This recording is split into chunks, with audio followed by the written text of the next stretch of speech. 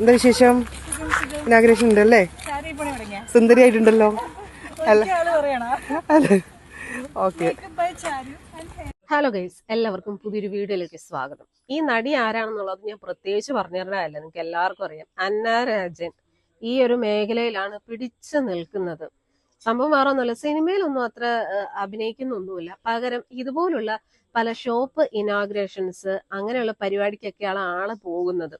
കാരണം അങ്ങനെയുള്ള പരിപാടിയെ ആൾക്ക് പറ്റത്തുള്ളൂ. അതാകുമ്പോ പിന്നെ ദേഹം അനങ്ങണ്ട, ഒരുപാട് വർക്ക് ചെയ്യണ്ട, എന്തെങ്കിലും ഒരു രീതിയിൽ അവിടെ ഇവിടെയും കുറച്ച് തുണി ചുറ്റി വെച്ചിട്ട് അങ്ങ് പ്രദർശിപ്പിച്ചുകൊണ്ട് പോയാൽ മതി. അത് കാണുമ്പോൾ ആൾക്കാർ പിന്നീട് ഇതുപോലുള്ള ഇനാഗ്രേഷൻസിന് വിളിക്കും. ഈ ഒരു താരങ്ങളൊക്കെ ഈ ഒരു രീതി മാത്രമാണ് പണം സമ്പാദിച്ചുകൊണ്ടിരിക്കുന്നത്. ഇവർക്കെതിരെയൊക്കെ നമ്മൾ എത്ര വീഡിയോ ചെയ്താലും ഒരു രീതിയിലുള്ള എന്താ പറയാ ഉളുപ്പുമില്ല. കാരണം അവർക്കൊക്കെ പണം മതി. ആരെവിടെ കിടന്ന് എന്ത് പറഞ്ഞാലും ഒരു പ്രശ്നവും ഇല്ല. നമുക്ക് എന്തായാലും അന്ന രാജന്റെ പുതിയ ഉദ്ഘാടനത്തിന്റെ കുറച്ച് കുൽസിത വീഡിയോസ് കാണാം കേട്ടോ.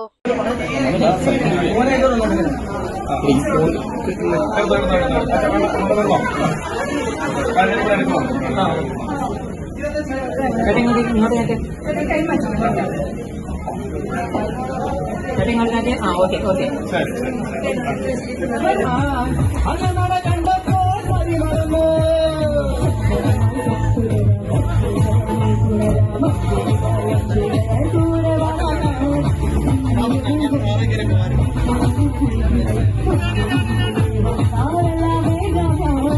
ഇതെല്ലാം സ്വർണ്ണമാണ്. ഓർണമെന്റ്സ് എല്ലാം ഗോൾഡാണ്. എല്ലാം കൂടെ എത്ര പവനുണ്ട്? 214 ക്യാരറ്റ്. ഇതൊക്കെ കൊലാബാണേ. സാപ്പേഴ്സ് റണ്ടൽ എന്ന് പറഞ്ഞിട്ട് സ്ഥിരം അവിടെ നിന്ന് എടുക്കുന്നത്. സ്വർണ്ണമൊക്കെ വാങ്ങാൻ ഇവിടുന്നാണ് പൈസ. എന്താ സ്വർണത്തിനൊക്കെ വിലതെ.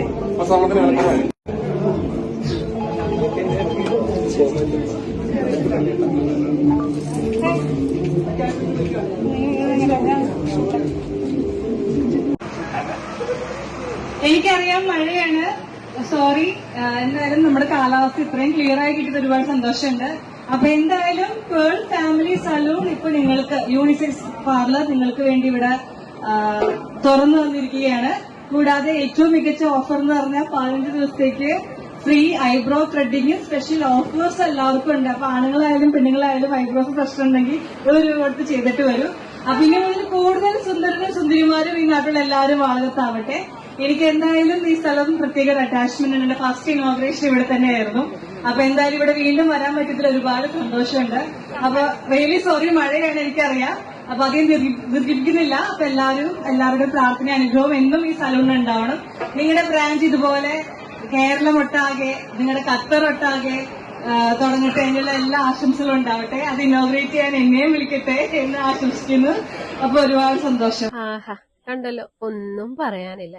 എല്ലാം ഇപ്പോഴത്തെ പോലെ തന്നെ. എവിടെ ഇനോഗ്രേഷൻ എത്തിയാലും ഇവര് സത്യം പറഞ്ഞാൽ മാന്യമായിട്ടുള്ള ഒരു രീതിയിൽ വരുന്നതായിട്ട് നമ്മൾ ആരും കണ്ടിട്ടില്ല. ഒന്നല്ലെങ്കിൽ സാരി ആയിരിക്കും ഉടുക്കുന്നത്. പക്ഷെ സാരി ഉടുത്തു കഴിഞ്ഞാലും മറച്ചു വെക്കേണ്ട ഭാഗങ്ങൾ മൊത്തം പുറത്തായിരിക്കും. അല്ലാന്നുണ്ടെങ്കിൽ ചിലപ്പോൾ ഇതുപോലെ പാവട ബ്ലൗസ് ആയിരിക്കും. ആ ഒരു പാവട ബ്ലൗസ് നിങ്ങൾ നോക്കിക്കുക. ഒരുപക്ഷെ അവരുടെ ശരീരം ഇങ്ങനെ ആയിരിക്കാം. പക്ഷെ നമ്മുടെ ശരീരം അങ്ങനെയാണെങ്കിൽ പോലും നമ്മൾ നല്ല രീതിയിൽ വസ്ത്രം ധരിച്ചു കഴിഞ്ഞാൽ യാതൊരുവിധ പ്രശ്നവും ഉണ്ടാകത്തില്ല. പക്ഷെ ഇത് പ്രദർശിപ്പിക്കാൻ വേണ്ടി ഇതുപോലെ വസ്ത്രം ധരിച്ചു കഴിഞ്ഞാൽ അത് ഇവരുടെയൊക്കെ ഒരു മെയിൻ ഒരു അജണ്ട തന്നെ അതാണ്, ഇങ്ങനെ പ്രദർശിപ്പിക്കുക. കാരണം ഇവർക്കൊക്കെ ഈ ഒരു രീതിയിൽ പ്രദർശിപ്പിച്ചാൽ മാത്രമേ മുൻനിരയിൽ നിൽക്കാൻ പറ്റൂ, അല്ലെ റീച്ച് കിട്ടത്തുള്ളൂ, പണം സമ്പാദിക്കാൻ പറ്റത്തുള്ളൂ. അല്ലാതെ മാന്യമായിട്ട് അവിടെ ഇവിടെയൊക്കെ മറച്ചു വെച്ചിട്ട് വന്ന ആരെങ്കിലും പിന്നെ വല്ല പരിപാടിക്കും വിളിക്കുവോ? വിളിക്കത്തില്ല. അതുകൊണ്ട് തന്നെയല്ലേ പല ഇനാഗ്രേഷൻസിന് ഇവരെ മാത്രം ആൾക്കാർ വിളിക്കുന്നത്. അതായത് ഉദ്ഘാടനങ്ങൾക്ക് ഇവര് വരുന്നു എന്ന് അറിയുമ്പോൾ അവിടെ ആള് കൂടും. അതാണ് ഇവരെയൊക്കെ വിളിക്കുന്നവരുടെ മെയിൻ ഉദ്ദേശം. അന്ന രാജൻ, ഹണി റോസ്, മാളവികൻ ഇപ്പൊ കാണുന്നില്ല കേട്ടോ. ഹണി റോസിന്റെ ഒരു ഇനാഗ്രേഷൻ ഈ കഴിഞ്ഞ ദിവസം ഉണ്ടായിരുന്നു. അയ്യോ, ഒന്നും പറയാനില്ല. പക്ഷെ ഇപ്പൊ ഈ ഒരു മേഖലയിൽ പിടിച്ചു നിൽക്കുന്നത് അത് നമ്മുടെ അന്ന രാജൻ തന്നെയാണ് കേട്ടോ. അതിന് കാരണം എന്താ? ഇങ്ങനെയൊക്കെ വന്നാലല്ലേ പിടിച്ചു നിൽക്കാൻ പറ്റുള്ളൂ. എന്ത് പറയാനല്ലേ, എത്ര നാളിങ്ങനെ പിടിച്ചു നിൽക്കുമെന്ന് അറിയില്ല. എന്തായാലും കൊള്ളാം. ഇവർക്കൊന്നും ഒരു എന്താ പറയാ, ഒരു ചമ്മലോ അല്ലെ നാണോ ഒന്നുമില്ല. ഈ ഒരു രീതിയിലൊക്കെ വസ്ത്രം ധരിച്ചിട്ട് ഒരുപാട് മീഡിയക്കാരുണ്ടാവും. അതിലുപരി ഒരുപാട് ആൾക്കാർ ഇതുപോലുള്ള ഇനാഗ്രേഷൻസിന് എത്തും. ഇവരെ പോലുള്ളവരാ വരുന്നതെന്ന് പറഞ്ഞു കഴിഞ്ഞാൽ നാട്ടുകാർ ഇളകത്തില്ലേ, അവിടെ എത്തൂലേ.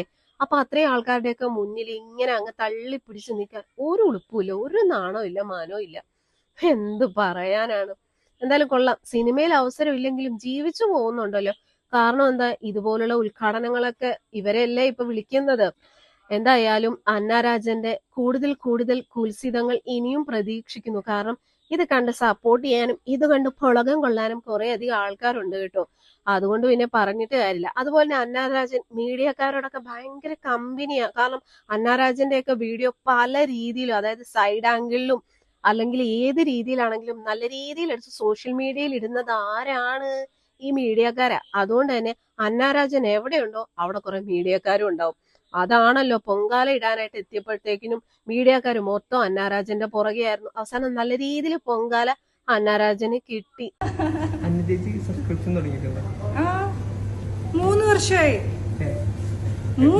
സബ്സ്ക്രിപ്ഷൻ അല്ലേ ചോദിച്ചേ? ഇൻസ്റ്റയില് 3 വർഷമായി. ഇൻസ്റ്റയിലോ? ഇൻസ്റ്റയില് സബ്സ്ക്രിപ്ഷൻ പോലെ 2 ആഴ്ച. അത് നിങ്ങൾ അറിഞ്ഞിട്ട് 2 ആഴ്ച. 3 വർഷമായി.